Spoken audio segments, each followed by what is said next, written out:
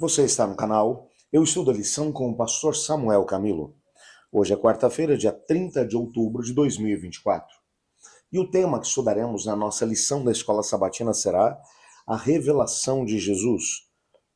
O texto que serve como base para o nosso estudo encontra-se em João capítulo 4, versos 16 a 24, que diz assim: Jesus disse: vai e chame o seu marido, depois volte aqui. Ao que a mulher respondeu: não tenho marido.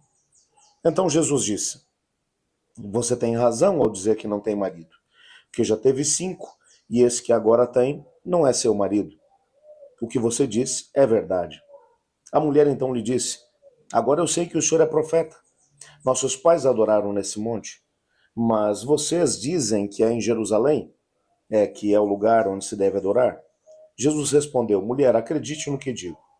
Vem a hora em que nem neste monte, nem em Jerusalém vocês adorarão ao Pai. Vocês adoram o que não conhecem. Nós adoramos o que conhecemos, porque a salvação vem dos judeus.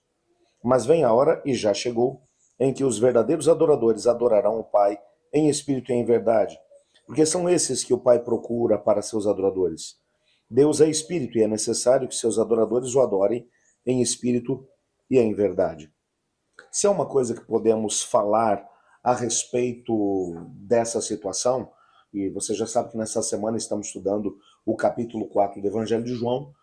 Se você ainda não teve a oportunidade de estudar os temas dentro do capítulo 4 que nós desdobramos durante essa semana, a partir de sábado, eu te recomendo a voltar aí no nosso canal e assistir cada um dos vídeos. Isso vai te ajudar a ter uma visão mais global daquilo que é exatamente esse diálogo entre Jesus e a samaritana. Algumas coisas saltam à vista. O próprio texto vai mencionar que Jesus ele fez questão de passar por Samaria para poder encontrar essa mulher, que era uma mulher samaritana. E era uma mulher que era excluída daquela própria comunidade.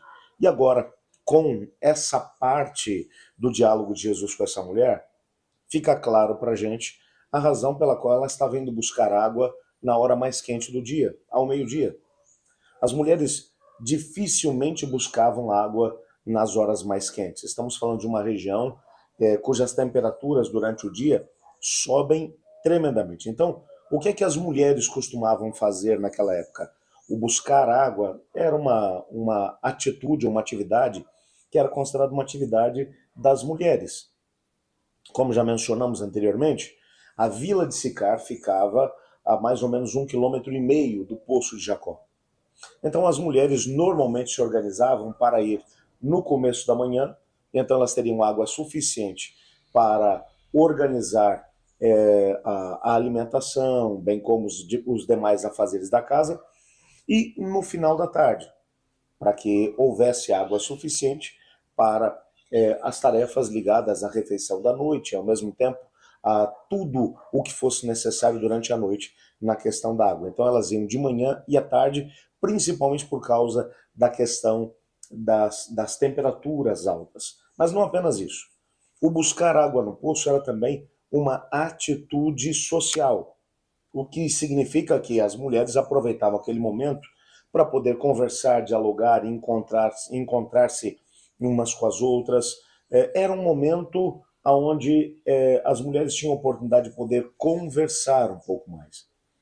Você percebe nitidamente que essa mulher está indo buscar água ao meio-dia, na hora mais quente do dia, porque ela não quer se encontrar com ninguém. E a razão para isso é exatamente o fracasso que ela havia experimentado nos relacionamentos que havia vivido anteriormente. Ela tinha tido 5 maridos e nós não sabemos as razões pelas quais esses 5 casamentos deram errado. E agora ela estava vivendo numa relação, uma relação proibida, uma relação onde o homem com quem ela estava se relacionando não era seu marido. É lógico que numa cidade pequena, numa vila pequena como era Sicar, essa mulher era uma mulher que era o assunto das conversas das mulheres, tanto na parte da manhã quanto na parte da tarde. Por isso essa mulher ela se recusa a ir buscar água junto com as demais, porque na verdade ela era o assunto da conversa das outras. Quando Cristo Jesus vai estabelecer esse diálogo com essa mulher, nós já vimos ontem, na lição de ontem, que Cristo Jesus vai utilizar algumas questões conhecidas para levá-la ao desconhecido. Jesus vai oferecer, vai pedir a ela água, ela vai dizer, como que o senhor que é judeu pede para mim, que sou mulher e samaritana, água. Os judeus não se dão com os samaritanos. Jesus vai olhar para ela e vai dizer, se você soubesse quem eu sou, você me pediria água, eu te daria água viva. E você não teria mais sede. Aliás, do seu interior fluiriam rios de água viva. Ela vai dizer, então, me dê dessa água. Jesus agora vai olhar para ela e diz, tudo bem, eu te dou. Mas antes, faz uma coisa. Volta lá na cidade e chama o teu marido. Ela então responde para Jesus, eu não tenho marido. E Jesus então agora vai chamar a atenção dessa mulher, dizendo de forma clara, bom, você falou bem dizendo que não tem marido, porque você na verdade já teve 5 e esse que você tem agora não é teu. Jesus não fez isso como uma atitude, de acusação. Jesus, usando o seu poder enquanto Deus, ele vai, de alguma forma, revelar os segredos da vida daquela mulher, não para apontar o dedo para ela, bem como para suas mazelas, os seus fracassos, até porque Jesus não age assim. Quando você olha para a história, você percebe alguns momentos em que Jesus tinha tudo para poder apontar o dedo e criticar o pecador, mas ele nunca faz isso. Ele vai fazer isso para poder demonstrar o seu poder.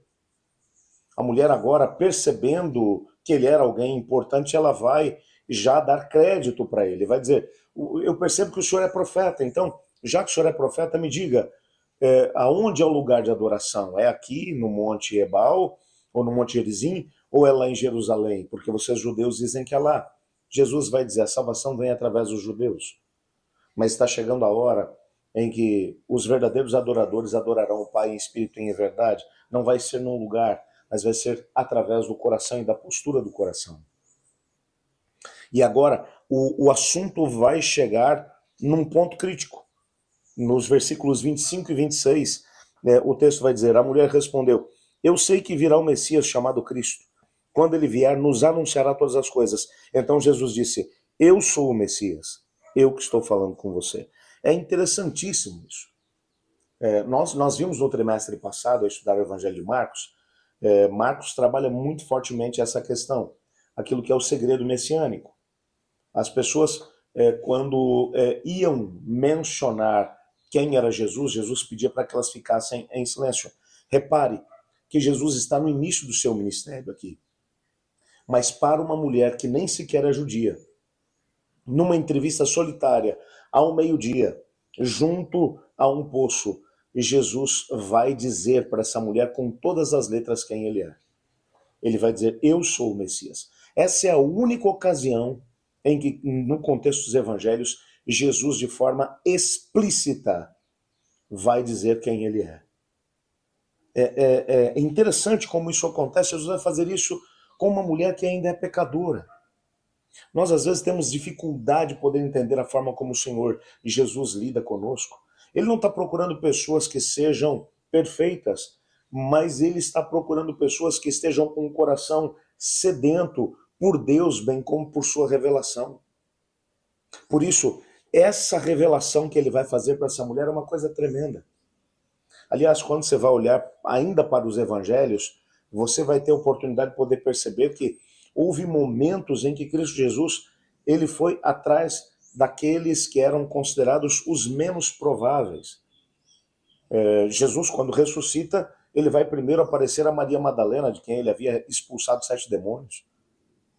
E vai dar a ela a possibilidade de ser a primeira testemunha ocular da sua ressurreição.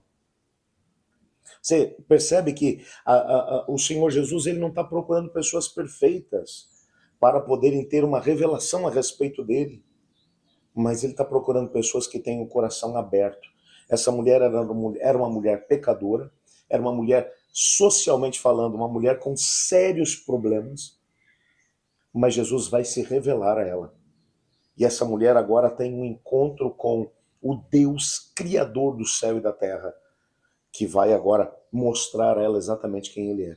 O Senhor Deus, ele tem buscado de alguma forma estreitar o relacionamento com o ser humano pecador. A grande questão é que às vezes nós não estamos abertos o suficiente para isso.